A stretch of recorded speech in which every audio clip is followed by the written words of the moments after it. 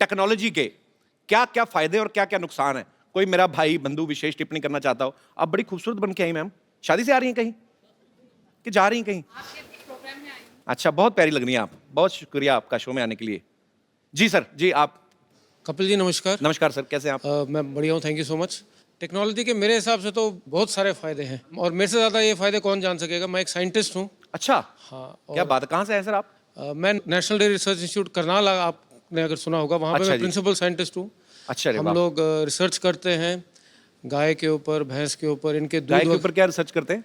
हम उनके दूध वगैरह के ऊपर रिसर्च करते हैं। रिसर्च क्या करना, पी लो? मतलब मैं समझा नहीं, मतलब क्या रिसर्च करते हैं आप? एक तो बहुत ही कॉमन तरीका है जो कई सालों से होता है, क्रॉस ब्रीडिंग करते हैं हम लोग। अच्छा जी। अंग्रेजी गाय को देसी गाय से हम क्रॉस ब्रीड करते हैं। अच्छा जी। और जो उनके बच्चे पैदा होते हैं वो अच्छी नस्ल तो के फिर होते उनका हैं। पासपोर्ट कहाँ का होता है? अच्छा। फिर हम घी वगैरह पे बहुत रिसर्च करते हैं। अच्छा जी। क्योंकि हम लोग चाहते हैं सब लोग अच्छे तंदुरुस्त रहें। तो घी तो सर बन गया ना, मतलब अब तो लोग खा रहे हैं सालों से, तो उसके ऊपर क्या रिसर्च रहती है आपकी? कोलेस्ट्रॉल आप लोगों ने सुना होगा। जी, जी। कोलेस्ट्रॉल के काफ़ी नुकसान रहते हैं, तो हम लो कोलेस्ट्रॉल घी बनाते हैं। अच्छा, तो उसमें से हम कोलेस्ट्रॉल निकाल देते हैं एक तरीके से। अगर ऐसा पॉसिबल है जैसे गाय को रोज ट्रेडमिल पे दौड़ाओ तो वही कोलेस्ट्रॉल कम वाला घी दे, ऐसा होता है? मतलब ऐसे पूछ रहा हूँ, साइंटिस्ट आप हैं, मुझे आइडिया नहीं। पर सीरियसली अगर देखो बाजी, आप आदमी लेके अपनी गाय को सुबह लेके भागे तो उसके दूध में फैट हो ही ना, कितना हो नहीं सकता सर ऐसे पॉसिबल? हाँ जी, हो थोड़ा बहुत तो खैर, उसको गाय अगर वर्जिश करेगी तो फैट उसका थोड़ा तो गाय को जिम ज्वाइन कराएं पहले। कहने का मतलब कि टेक्नोलॉजी का फायदा तो है जी, टेक्नोलॉजी अगर का सही बहुत- तरीके में यूज की जाए। मेरी तो दाल रोटी चलती है टेक्नोलॉजी। नहीं नहीं, बहुत अच्छी बात है सर, आपकी दाल रोटी चलती रहे और बहुत अच्छी चले। Thank you so much. घी डाल के खाया करें आप। Thank you so much. बहुत बहुत Thank शुक्रिया you. सर शो में आने के लिए, धन्यवाद। और कोई मेरे दोस्त इस मुद्दे पे विशेष टिप्पणी करना चाहते हो? जी मैडम। Hello sir, hello. मैं अमृतसर से आई हूँ। अरे वाह, हमारे शहर से बहुत बहुत स्वागत है आपका। कहाँ पे रहती है अमृतसर में? अमृतसर में सिटी साइड नमक मंडी। नमक मंडी को नमक मंडी क्यों कहते हैं वैसे? नमक तो वहाँ मिलता नहीं नमक उधर से। ज़्यादा अच्छा मिलता है इसलिए। किसने बोला? मैं भी इतने साल रहा हूँ, मुझे तो नहीं कभी नजर आया। हमारे तरफ आइए, हम आपको लेके देंगे। और एक लकड़ मंडी भी है, वहाँ पे कोई लकड़ी का कुछ हुआ ही नहीं, ऐसे ही लकड़ मंडी। जी, तो आप क्या विशेष टिप्पणी करना चाहेंगी? एडवांटेजेस हैं उसके टेक्नोलॉजी के, पर बहुत सारे डिसएडवांटेजेस भी हैं। आजकल बच्चे बहुत ज़्यादा उस पर फोकस करने लग पड़े हैं। जी, जी। हम लोग उनको कहते हैं कि भाई चलो अपना होमवर्क मिला है, कुछ सर्च कर लो उसके ऊपर, जी। तो वो पढ़ाई के छोड़ के कोई डोरेमोन ढूंढ रहा होता है, कोई अपना कुछ ढूंढ रहा होता है। तो जी, इसके जी। बहुत साइड इफेक्ट्स हो रहे हैं बच्चों के ऊपर। ये तो है, सच्ची बात। आजकल ग्राउंड वो होती नहीं, जो गेम जो पहले जो कोई खेलते थे इंडोर मिट्टी में। हाँ, कोई हम नहीं बच्चे रही। मिट्टी में मिट्टी हुए पड़ते थे, 15-15 बच्चे। माएं पहले 15 बच्चों को नहलाती थी, फिर अपना पहचान के लेके आती थी। वो सिस्टम ही खत्म हो गया है एक्चुअली। मेरा 1.5 साल का बेटा है, वो हर टाइम मोबाइल पे स्टिक रहता है। 1.5 साल का? हाँ। पर चलो, बच्चा मोबाइल पे बिजी रहेगा तभी तो उसका भाई बहन कोई आएगा। और ये बिल्कुल सही पॉइंट उठाया मैडम ने कि एक्चुअली ये माँ बाप के हाथों में है। आप अपने बच्चों को थोड़ा टेक्नोलॉजी से दूर रखें, थोड़ा बचपन एंजॉय करने दें, उसके बाद जब बड़े हो जाएंगे अपने आप सीख जाएंगे। चलिए, बहुत बहुत शुक्रिया मैम आपका शो में Thank आने you. के लिए, थैंक यू। और कोई मेरे दोस्त? जी भाई साहब। मेरा नाम प्रकाश है और मैं स्पेशली कुवैत से आपके शो देखने के लिए यहाँ आया हूँ। क्या बात है, बहुत बहुत स्वागत है जी, सर जी, आपका।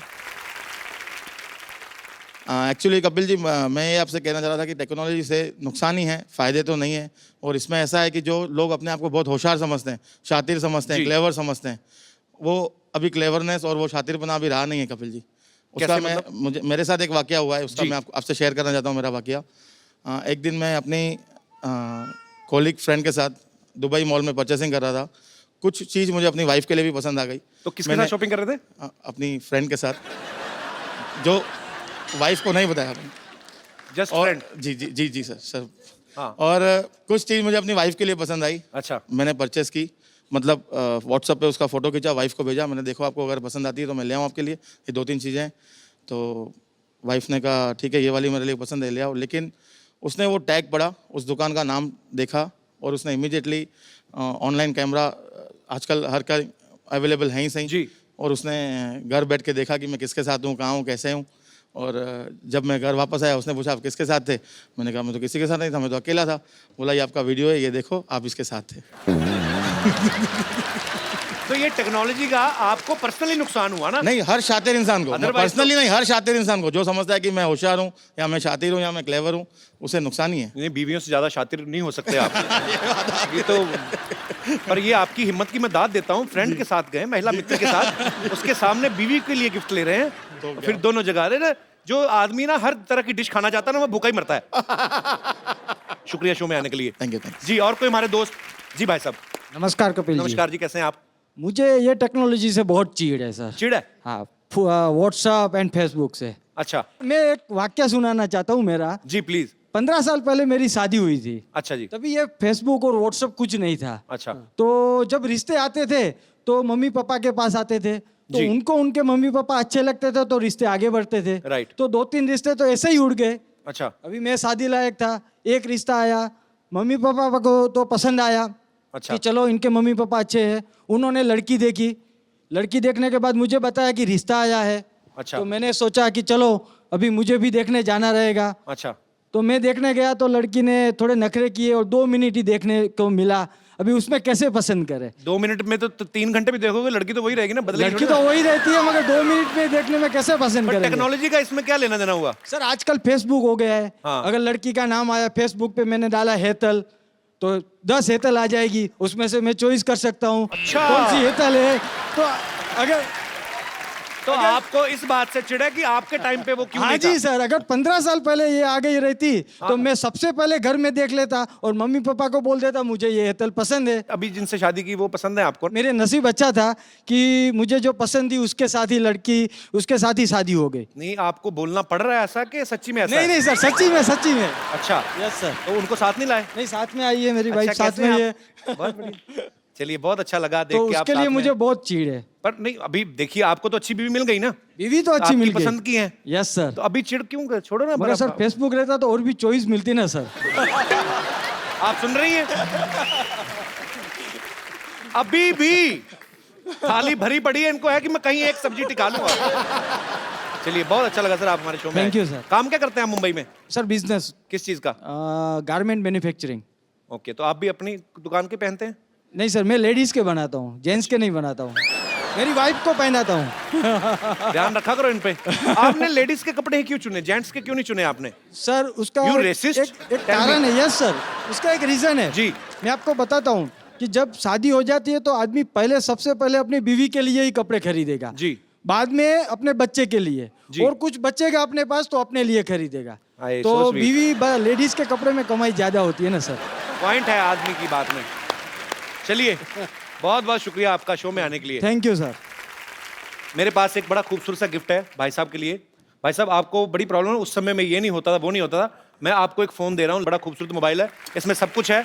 अपनी बीवी को छोड़ के जिसको मैसेज करना करिए। बहुत बहुत शुक्रिया sir. Thank you, thank you, thank you so much. Thank you, congratulation. पाजी, आज मुझे ना बहुत संभल के और बड़ा सतर्क रह के बोलना पड़ेगा। अरे भाई, फिर कॉमेडी कैसे होगी? कॉमेडी भले ही कम हो जाए पाजी, लेकिन थोड़ा सा मजाक गलत हो गया ना, मैटर सीरियस हो जाएगा। ओ, तो सुन, तू सच बोलियो। जी। जब भी द्वंद्व हो, सीधा चलो, सच के रास्ते पे चलो, नैतिकता से कोई समझौता मत करो, कोई पीठ नहीं लगा सकता। क्या बात है। तो आज हमारे मोहल्ले में वो महान शख्सियत आ रही हैं जिन्होंने हिंदुस्तान को एक नई दिशा दी और देश के हित में हमेशा ही अपनी आवाज उठाई।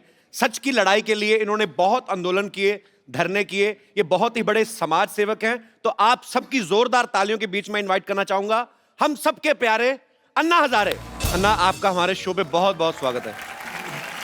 आज मुझे अपने आप पे गर्व हो रहा है कि मैं अन्ना के साथ खड़ा हूं। अन्ना, आप आइए, यहाँ पे विराजमान हो जाइए। नहीं नहीं, रोक यार, रोक। देखो, लोग यहाँ पे आते हैं, आज मेरा वहां जाने का दिन। आज पूरी दुनिया में ईंट का जवाब पत्थर से देने के लिए लोग तैयार बैठे हुए हैं।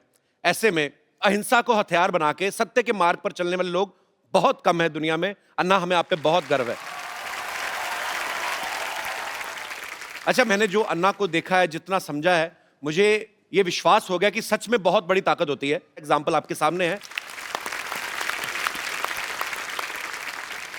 पाजी, मैं तो कहता हूं थोड़ी देर के लिए आप भी अन्ना के पास आके बैठ जाओ। आप यकीन नहीं करेंगे, इनके बगल में बैठने वाले सीएम भी बन जाते हैं।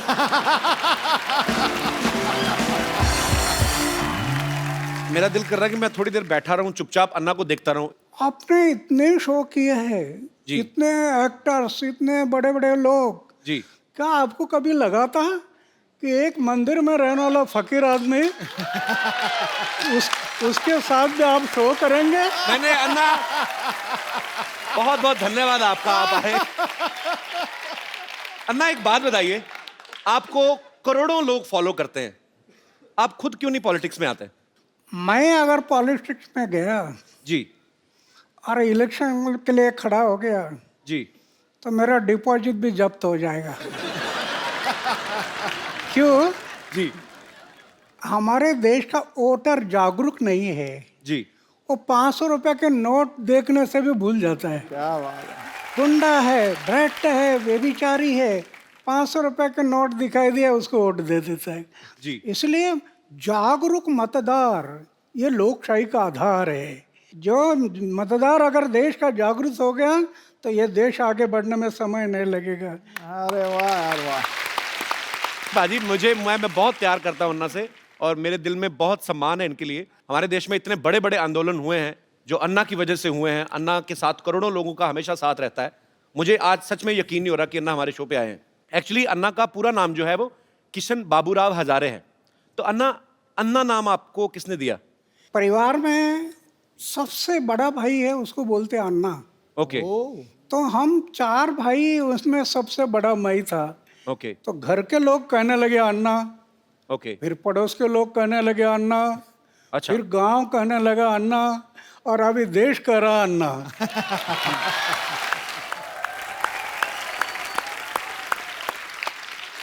अन्ना, जितना मैं जिंदगी को समझता हूं, जितना मैंने देखा है, मेरी शादी हुई नहीं, आम आदमी जो है, अच्छा आम आदमी भी आजकल आप बोलते हो तो अपने आप खास हो जाते हो। आम आदमी को बीवी की सेवा से फुर्सत नहीं मिलती अन्ना, फिर आप देश सेवा, मानव सेवा, आपको ये प्रेरणा कहां से मिलती है अन्ना? ये जो प्रेरणा है, जी जैसे मैं अपने जीवन में जो सोच रहा था, जी। अरे क्या चक्कर है, जन्म में आता कुछ लेकर आता नहीं, जाता कुछ लेकर जाता नहीं, उम्र भर मेरा मेरा मेरा मेरा मेरा मेरा, हाथ में कुछ नहीं, लेटरिन का डब्बा गुम हो गया तभी सोचते बैठते मेरा किस लिए जीता। एक दिन मैंने सोचा आत्महत्या करना। एक स्वामी विवेकानंद की किताब हाथ में आई, जी पढ़ना शुरू कर दिया, और एक ही बात समझ में आ गई, हर इंसान के लिए मनुष्य जीवन मिला सेवा करने के लिए मिला। 25 साल की उम्र में मैंने तय किया कि जब तक मैं जीऊँगा मेरे गांव, मेरा समाज और मेरे देश की सेवा करूँगा, और जिस दिन मैं मरूँगा गांव, समाज और देश की सेवा करते करते मरूँगा। ये मैंने व्रत लिया। अरे वाह। तो आपका जो प्रश्न है बीवी का, अभी मैंने सिर्फ शादी किया नहीं, लेकिन परिवार छूटा नहीं। जी। छोटा 4 दीवारों के अंदर एक छोटा सा परिवार मैं करना था, जी। वो छोटा ना करते हुए बड़ा बन गया। क्या बात है। पूरा देश परिवार हो गया। अच्छा अन्ना, आपको याद है आपने आज तक कितने आंदोलन अनशन किए होंगे आज तक पूरी जिंदगी में? जब मैंने तय किया कि जब तक जीऊंगा समाज और देश के भलाई के लिए जीऊंगा, जी। तो समाज के भलाई के लिए, देश के भलाई के लिए 16 बार मैंने अनशन किया। वाह। राइट टू इन्फॉर्मेशन, ये कानून जो बना पहले हमने बनाया, वो क्या बात है। राइट टू इन्फॉर्मेशन पूरे देश में अभी लागू हो गया, गरीब लोगों को न्याय मिलने लगा। जी। ऐसे महाराष्ट्र में 8 कानून बनाए। अभी अभी लोकपाल का बिल जी। सरकार नहीं कर रही थी, रामलीला मैदान पर बैठ गया जी। और आंदोलन शुरू किया। सरकार एक ही बात के लिए डरती है, जी। वो सिर्फ मोर्चा और धरने से नहीं डरती, सरकार सिर्फ गिरने से डरती है। ये डर जब लगता है ना, तो ऐसे कानून बनाती है सरकार। अन्ना, जब मैं बचपन में मेरी माँ से मेरा झगड़ा हो जाता था, मतलब कभी कभी भाई होता है कि आपकी माँ से नाराजगी हो गई, तो यहाँ कोई भी बात मनवाने के लिए तो मैं खाना नहीं खाता था। पता है वो होता ना बच्चे को भी, बच्चे बड़े चालू होते ना, बच्चों को पता माँ देख नहीं सकती कि मेरे बेटे ने खाना नहीं खाया, तो मैं खाना पीना छोड़ देता था ना, तो अपनी बात मनवाने के लिए। तो ये आपका भी बचपन में कुछ ऐसा ही स्टाइल था? मतलब जब मैं ऐसे ही पूछ रहा हूँ। ऐसे मेरे बारे में हुआ था। अच्छा। हमारे घर के अमीरी नहीं थी जी। गरीबी थी। एक त्योहार आ था और मैं माँ को बोला, एक अन्ना दे दो, एक अन्ना। अच्छा। एक आना बोलते थे ना पहले। जी जी जी। मुझे प्रेस करना है कपड़े के। माँ बोले, अरे कपड़े को प्रेस क्या करता, मन को प्रेस करना चाहिए। कपड़ा तो क्या है, ये मैला हो जाता है। मन को दाग मत लगने दे, मन को तजला रखना। तो मैं थोड़ा गुस्सा हो गया, अच्छा, तो माँ ने मुझे चाटा लगा दिया। मैं दौड़ गया घर से। तो माँ डर गई, ये कहीं कुआं हुआ में तो नहीं जाएगा। फिर खोज करना शुरू कर दी, इधर खोजो उधर खोजो उधर खोजो, नहीं मिल रहा। फिर मेरा घर था जी, उसके ऊपर एक ढाबा था, अच्छा। उसमें मैं कबूतर पालता था, कबूतर। तो पीछे के रास्ते से मैं आकर ऊपर बैठ गया और सब देख रहा था, कौन कौन कैसे दौड़ रहा है, कौन सा कैसे भाग रहा है, ये माँ कैसे कर रही है, ये सब मैं देख रहा था। और फिर किसी ने मुझे देखा अच्छा, और कहा, अरे अन्ना तो ऊपर है। अच्छा, फिर वो देखने के लिए आए तो मैं मिल गया। तो ऐसे बात हुआ था, मैं भी एक बार माँ के साथ, लेकिन वो माँ है, जी बिल्कुल। वो माँ है। हाँ तो फिर भगवान ही हो गया ना। हाँ, तो मतलब खाना पीना नहीं छोड़ते थे आप बचपन में? नहीं नहीं, खाना तो नहीं। खाना तो छोड़ता था समाज के भले के लिए। जब अनशन पर बैठता था जी। तब खाना छोड़ता था। क्या बात है। हर इंसान की अपने दिल और दिमाग के बीच लड़ाई चलती है। अन्ना के दिल और पेट के बीच लड़ाई चलती है। पेट को जैसे ही पता चलता है ना कि दिल ने ये डिसीजन लिया है कि मुझे अनशन करना है, पेट को टेंशन हो जाती है कि अब मैं भूखा रहूंगा, क्योंकि दिल ने तो डिसीजन ले लिया। तो अन्ना, इतने इतने दिन, कई कई दिन तक आप खाना नहीं खाते हो, तो कैसे आप, कौन सी शक्ति जो आपको ऊर्जा देती है? समाज और देश के भले के लिए मरने की तैयारी रख दिया ना, जी। तो दिन गिनने की जरूरत नहीं। वाह। अच्छा ना, मैंने खुद टीवी पे देखा है, करोड़ों लोग सड़कों पे आ गए थे जब अन्ना का 4 साल पहले आंदोलन शुरू हुआ था।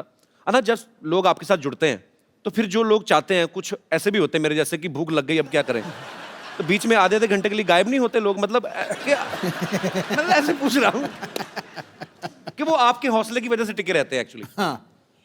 नहीं, मैं तो ये जो अनशन करते हैं ना, जी वो सही अनशन नहीं, वो तो दिखाने के लिए अनशन होता है, जी, इसलिए बीच में गायब हो जाते हैं।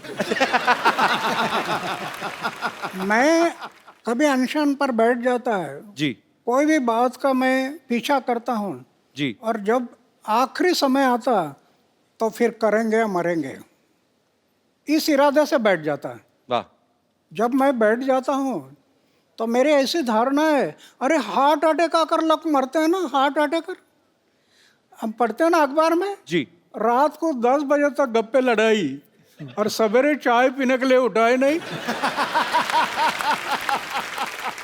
मेरी ऐसी धारणा है, जी, हार्ट अटैक आकर मृत्यु आना, जी, इसके बजाय समाज और देश की सेवा करते करते मृत्यु आ गया तो ये मेरा सौभाग्य है। क्या बात है।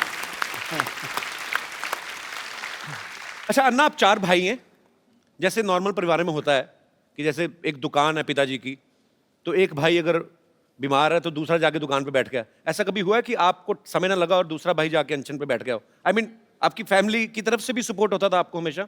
नहीं, अभी क्या है कि मेरा एक भाई बैंक में है, अच्छा जी, वो उधर ही रहता है। अच्छा, दूसरा कोऑपरेटिव डिपार्टमेंट में एक है, अच्छा, वो भी उधर ही रहता है। अच्छा, और तीसरा है, वो पड़ोस के गांव है, जी। वहाँ उसका लड़का सर्विस में है, उधर रहता है। और एक भाई है, वो खेती पर है गांव में। ओके, अभी मैं तो 45 साल हो गया घर में गया नहीं। जी, मेरे भाई के बच्चों का नाम क्या है मुझे पता नहीं अभी तक। ये आपको यकीन नहीं होगा, जी, करोड़ रुपए की योजना अपनाई, करोड़ रुपए की, बैंक बैलेंस नहीं। वाह, मुझे राष्ट्रपति ने पद्मश्री, पद्मभूषण, अमेरिका, दक्षिण कोरिया, कनाडा, कहाँ कहाँ अवार्ड मिल गए, करोड़ रुपए से ज़्यादा अवार्ड मिल गए कैश। जी, उसका मैं ट्रस्ट बना दिया। वाह, 12 साढ़े 12 लाख रुपए इंटरेस्ट आता है हर साल। अच्छा, दुखी पीड़ित लोग हैं, उनके सेवा में लगा देता हूँ, कुछ रखता नहीं। सिर्फ सोने का एक बिस्तर है और खाने का प्लेट है, मंदिर में रहता हूँ, जी, लेकिन मैं अनुभव करता हूँ, अरे लखपति करोड़पति को जो आनंद नहीं मिलता होगा वो मैं अनुभव करता, कितना आनंद है। अन्ना, जैसे आप देश हित में काम करते हो, कई कई दिन तक आप अनशन करते हैं, आंदोलन करते हैं, आप पूरे देश में भ्रमण करते हैं। अगर आपकी शादी हुई होती तो बीवी तो एक एक घंटे बाद फोन करके पूछती, शादी, तो वो तो पूछती बीवी तो। यही तो खतरा मुझे लग रहा था।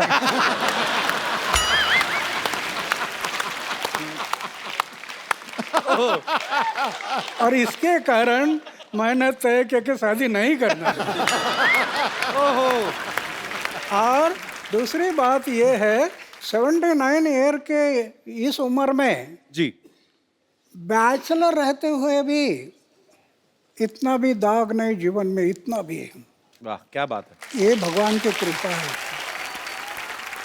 अगर दाग लग जाता मेरे जीवन में तो इन लोगों ने मुझे तोड़ मोड़ देना था। वाह। आज कुछ नहीं कर सकते, कुछ नहीं कर सकते। अन्ना, एक बात और जहन में आती है, मैं बच्चा हूं, आपने पूरी दुनिया देखी है। जैसे मैंने भी अन्ना अभी शादी नहीं की, मतलब करनी है मुझे। करना है? हाँ, करनी है। मेरा दिल करता है। करो। पर मैं जी, मेरे जैसा रहना तलवार के धार पर चलने से कठिन है। ये तो है।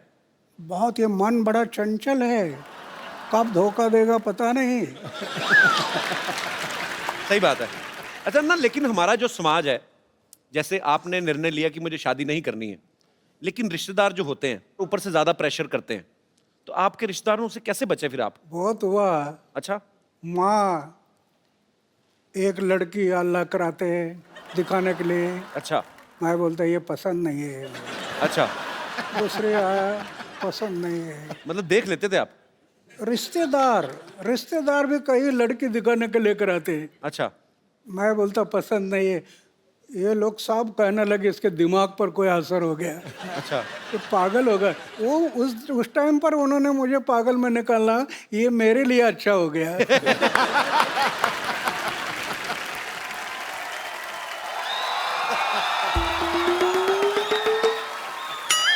हेलो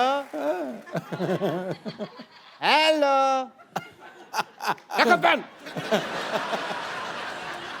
अरे what A patriotic day. Anna Hazare साहब आए हुए हैं। सर नमस्कार। माई सेल्फ डॉक्टर मशहूर गुलाटी, MKNJ। MKNJ मतलब? मैंने कहा जी नमस्ते, दिख नहीं रहा, कर भी रहा हूँ, फिर भी पूछ रहे हो यार। ओके अन्ना जी, आप अहिंसा के पुजारी हैं। बैठिए डॉक्टर साहब, इधर आइए। आज वैसे नहीं बिठा रहे? नहीं नहीं, क्यों? अन्ना के सामने बदतमीजी नहीं करनी, बैठिए। इतनी इज्जत आज तक इस आदमी ने मुझे नहीं दी।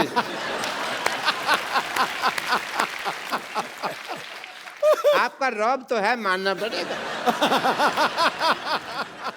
आप अहिंसा के पुजारी हैं and I must tell you Anna Sahab, मैं भी बहुत अहिंसा को मानता हूँ, पर मेरे को लोग मारते हैं, मैं उनके ऊपर हाथ नहीं उठाता।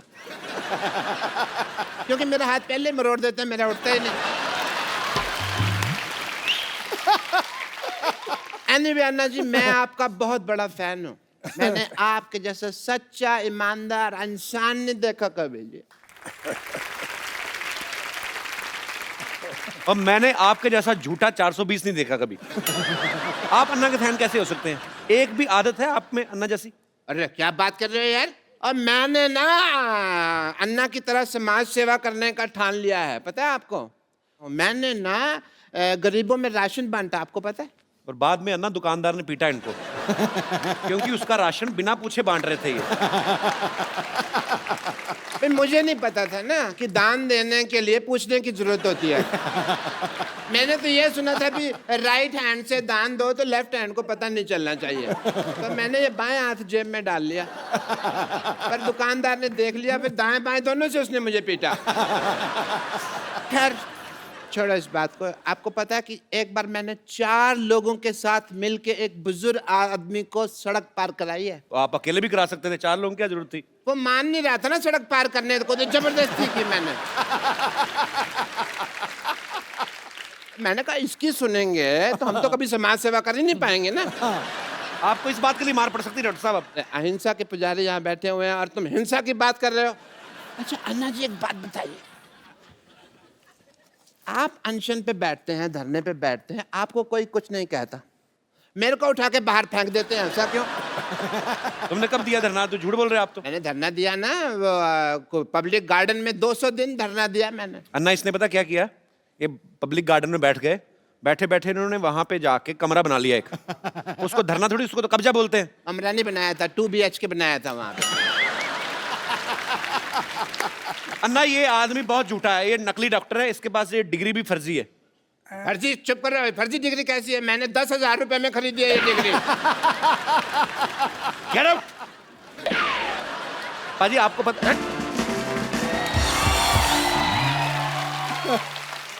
आप सबको पता ही होगा, पर मैं फिर भी बताना चाहता हूं कि अन्ना के ऊपर एक फिल्म बन रही है जिसका नाम भी अन्ना है। अन्ना, देश सेवा करते करते आपने तो खैर आप तो दिल से कर रहे हैं, पर आपने कभी सोचा था आपके ऊपर कभी कोई फिल्म बनाएगा कोई डायरेक्टर? एक फकीर आदमी उस पर ऐसे फिल्म बनेगी ये मुझे सपना में भी कभी नहीं लगा था। लेकिन जो काम खड़ा किया है जी वो पूरे देश में फैल गया था। जी। और हमारे जो रविंद्र जैन के भाई है मनेंद्र जैन, जी उनको लगा कि ये काम समाज के सामने जाना बहुत ज़रूरी है। बहुत जरूरी है। जी वो मुझे बताने लगे कि ऐसे ऐसे फिल्म बनानी है। जी और उसमें जो काम करने वाले लोग हैं, जी इन्होंने इतना मेहनत किया। मैं फौज में था, बर्फ में रहा, 7 साल बर्फ में रहा, जी तो मैंने 6 डिग्री माइनस हिमालय में उधर जाकर इन्होंने शूटिंग किया। तो ऐसे कई जगहों पर जो काम हुआ वो जनता देखने से उनको जरूर इसमें प्रेरणा मिलेगी, नव युवकों को प्रेरणा बिल्कुल मिलेगी। बिल्कुल। आप फिल्में वैसे देखते हैं कभी अन्ना? अभी मैं फिल्म नहीं देखता, पहले देखते थे? पहले तो आप- देखता था। मेरी उम्र थी 13-14 साल की, तब मैं फिल्म देखता था। अच्छा। और भाई ऐसा देखता था कि नया फिल्म का फर्स्ट शो, अरे क्या बात है। अगर फर्स्ट शो चला गया तो मुझे इंटरेस्ट नहीं आता फिर क्या बात है, सबसे पहले देखनी है। उस टाइम पर। अन्ना, मैं आपको कुछ फोटोग्राफ्स दिखाऊं, आप पहचानेंगे कौन है? ये है अन्ना टीवी में, इनको पहचानते हैं आप? हाँ, दिलीप कुमार जी है। अरे क्या बात है। और दूसरी एक और दिखाइए। अन्ना, इनको पहचानते हैं आप? ये उस टाइम पर इतना नहीं थे। इनका नाम पता है आपको? हाँ, नाम तो अभी भूल गया है, पर लेकिन जानता हूँ। अन्ना, ये शाहरुख खान है। शाहरुख खान, शाहरुख खान है। अन्ना, इनको पहचान रहे हैं आप? वैजयंतीमाला है। ये अपना वो दिलीप कुमार और वैजयंतीमाला साथ में थे ना फिल्म जी में। जी जी। नया दौर में कौन थे? नया दौर। क्या बात है, नया दौर में। जी। और दिखाइए। अन्ना, इनको जानते हैं आप? अन्ना, ये मुझे बहुत अच्छी लगती हैं। मतलब अच्छे तरीके में अच्छी लगती है, मतलब बहुत अच्छा काम करती हैं ये। अच्छा। अन्ना, ये दीपिका पादुकोण है। दीपिका। दीपिका हाँ, बहुत प्यारी है अन्ना। ओके। पर अन्ना, उस समय आपको कौन सी हीरोइन ज्यादा मतलब अच्छी लगती थी आपको, खूबसूरत? नहीं उसमें क्या है, ये जैसे हीरोइन है तो मैं उनका काम पर देखता था, उनके हाव भाव, उनके एक्टिंग, वो मुझे जो पसंद आते थे। जी। देखने के लिए अच्छे लगते, ये मुझे अच्छे नहीं, उनका काम। कप्पू और कप्पू, हे कप्पू, क्या है? वो किशन जी आने वाले थे, आए क्या? कप्पू आई!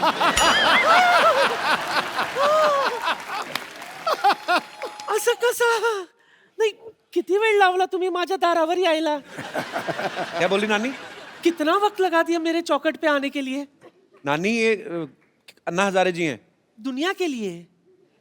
मैं तो उनको तब से जानती हूँ जब ये किशन बाबूराव हजारे हुआ करते थे, है ना?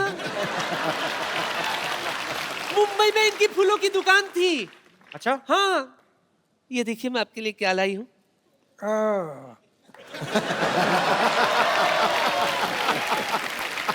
आपको याद है मैं रोज आपकी दुकान से एक फूल खरीदा करती थी? अभी तो 60 साल बीत गए, अभी कहाँ याद करोगे। रोज इनके दुकान से एक एक फूल इकट्ठा किया करती थी मैं, फिर उसका वरमाला बनाती थी। फिर एक दिन गाय आकर पूरा पूरा वरमाला खा गई। मेरा सपना धरा का धरा रह गया। लेकिन सच कहूं, मुझे उस बात का बिल्कुल भी अफसोस नहीं है। मुझे तो इस बात की खुशी है कि अगर आपकी शादी होती ना, वो लड़की बहुत खुशनसीब होती, क्योंकि उसको खाना कम बनाना पड़ता था ना, क्योंकि हर वक्त आप तो अनशन पे बैठे रहते है ना। नानी, इनको घर नहीं बसाना था ना, इनको देश बसाना था, इसलिए उन्होंने शादी नहीं की। लेकिन मेरे अरमान तो अधूरे रह गए ना। हाँ? Anyway, मुझे इस बात का बहुत अफसोस है कि मैं आपकी नहीं हो सकी, लेकिन इस बात की खुशी है कि आप देश के हो गए। हाँ, इसलिए तो मैं भगवान के आभार मानता हूँ कि मैं पूरा देश का बन गया। सच सच सच सच सच। इसलिए मेरे लिए तो आपके चरणों की धूली काफी है। नानी, ना। एक मिनट, वो स्वच्छ भारत अभियान से जुड़े, उनके चरणों में धूल है ही नहीं। हाँ, उनके वो साफ सुथरे रहते हैं, साफ सुथरे। चलो माफी मांगो अन्ना से। अन्ना जी माफ करना।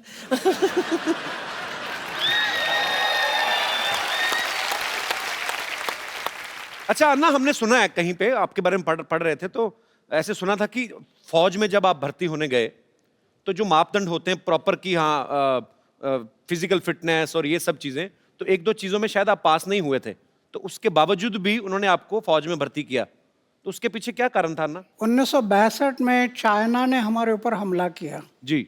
हमारे बहुत जवान मारे गए। अच्छा। और फिर देश को लगा कि जवानों की जरूरत है। मेरी ऊंचाई नहीं थी, अच्छा। छाती चौड़ी नहीं थी जी। लेकिन इमरजेंसी थी, देश को युवकों की जरूरत थी। अच्छा। इसलिए मेरा सिलेक्शन हो गया। मैं 14 लोगों का कमांडर था जाते समय। अच्छा। तो हम सब लोग 14 लोग थे। उन्होंने सोचा कि जब तक शरीर में प्राण है तब तक देश की सेवा, समाज की सेवा करनी, ये तय किया। और मेरी छाती चौड़ाई ये कुछ नहीं थी जी। फिर भी देश की सेवा करते रहे। वाह। और 15 साल के बाद मैं पेंशन पर आ गया है। वाह।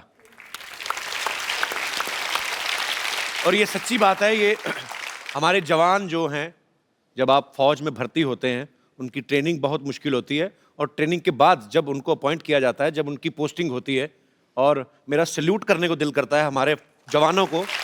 और हमारी पूरी टीम की तरफ से हमारी कभी कोशिश रहेगी कि हम अपने देश के जवानों के लिए एक ज़रूर एक अच्छा सा शो ऑर्गेनाइज करें। और बहुत दुख होता है जब हमें कभी ऐसी न्यूज़ सुनने को मिलती है कि सरहद पे या कहीं पे भी हमारे देश के जो जवान हैं, उन्होंने देश के लिए अपनी शहादत दी। हम उनके परिवारों के साथ हैं, हमारी शुभकामनाएं उनके साथ हैं। बहुत बहुत शुक्रिया। अच्छा ना, ऐसे ही मन में सवाल आया, जैसे मेरे 3 मामा हैं, तीनों ही आर्मी में थे, तो वो कहते थे कभी कभी हमें ना बर्फ में पीनी पड़ जाती है, मतलब ऐसे ही। अन्ना, आपने कभी नहीं ट्राई की? मैं शुरू में जब बर्फ में मैं गया जी। तो 2 पैक रम मैं पीता था शुरू में। लेकिन जब स्वामी विवेकानंद की किताब पढ़ी जी। जीवन समझ में आ गया कि सिर्फ खाना पीना और मरना इसके लिए जीवन नहीं। फ्री रम मिलती थी, फ्री जी। लेकिन कभी मैं हाथ नहीं लगाया उसको। वाह। 1975 में पेंशन आ गया, अभी 38 साल बीत गए, हमें 2 बोतल रम मिलती हर जवानों के लिए। अच्छा। लेकिन मैं कभी रम लेने के लिए गया नहीं। आज मुझे दुख होता है, ये दोनों देशों को अभी फिर से लड़ाई करना ठीक नहीं है। दोनों की आर्थिक स्थिति फिर बहुत विकट है। एक लड़ाई में कितना खर्चा आ जाता है जी। देश कितनी जानें चली पीछे जाता है। ये आज वो लड़ाई होना नहीं चाहिए ऐसे मैं मानता हूँ। लेकिन अगर पाकिस्तान नहीं मानता है तो 79 ईयर मेरा एज हो गया, और जरूरत पड़ी तो फिर मैं सीमा पर जाने के लिए तैयार हूँ। क्या बात है। और कप्पू शर्मा, ओहो, वाह वाह वाह वाह, हमारे तो भाग्य ही खुल गया अन्ना, आप हमारे मोहल्ले में आए। देखिए मैं आपके लिए चाय लेकर आया हूँ। अन्ना चाय पीते नहीं है, हाँ। उनको जूस पिलाओ, बेवकूफ आदमी। जूस तो इनको बड़े बड़े लीडर नहीं पिला सके, मुझसे क्या पियेंगे ये। देखा पाजी, आज पहली बार इसने फंबल नहीं मारा आके, पूरी लाइनें कड़क करके बोली हैं। हाँ। ये मतलब ये अन्ना के पास आने का जादू है, ये आदमी में अपने आप कॉन्फिडेंस आ जाता है। और मैंने इनसे ही ये सारी चीजें सीखी हैं। इनसे तो मैंने सादा जीवन जीने का, उबलते हुए विचारों को। ओए, उबलते विचार नहीं, उच्च विचार। हाँ तो अब मेरा काम चाहेगा, मेरे विचार तो उबलेंगे ही ना।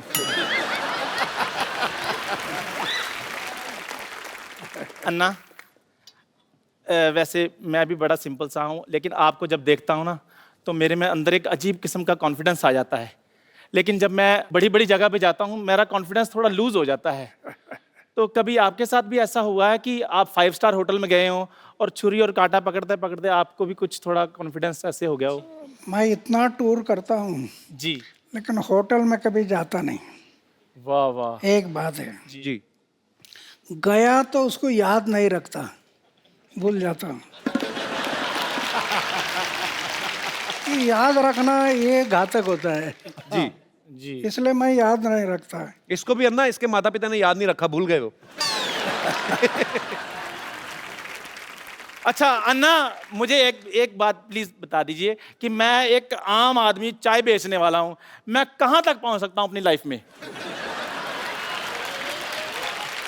अरे हमारा देश का उदाहरण है ना, जी। चाय बेचने वाला आदमी भी पंतप्रधान बन सकता है ना। क्या बात है। अन्ना आशीर्वाद दे दीजिए ताकि मैं अपनी लाइफ में बहुत ज़्यादा आगे बढ़ूं। Thank you very much, thank you very much.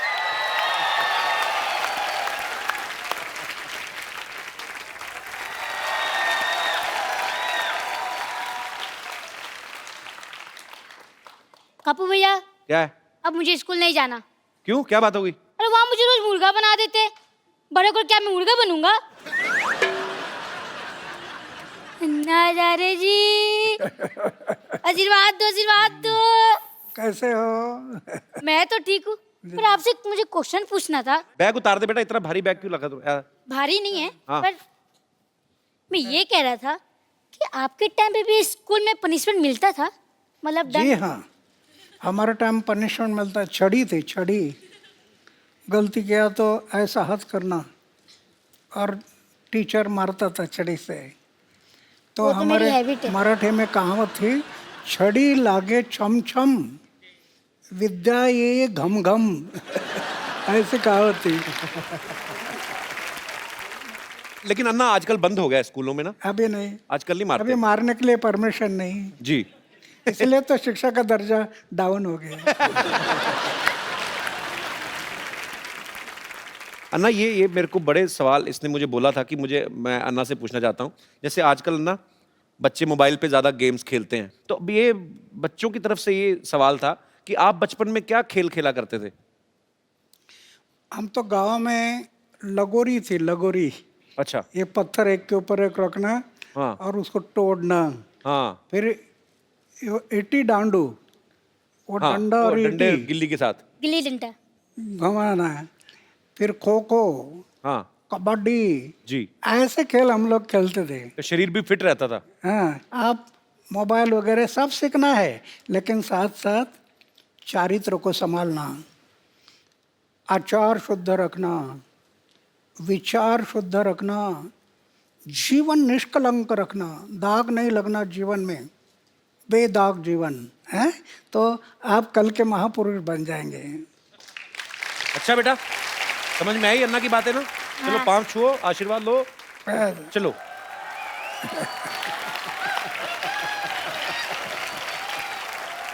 अन्ना यहाँ पे ना आपके चाहने वाले हैं, सब आपसे प्रेम करते हैं। यहाँ पे क्या पूरे देश में, पूरी दुनिया में है, लेकिन आपसे ये बातें करना चाहते हैं। तो जो भी अन्ना जी से बात करना चाहते हैं वो अपना हाथ खड़ा कर सकते हैं जी।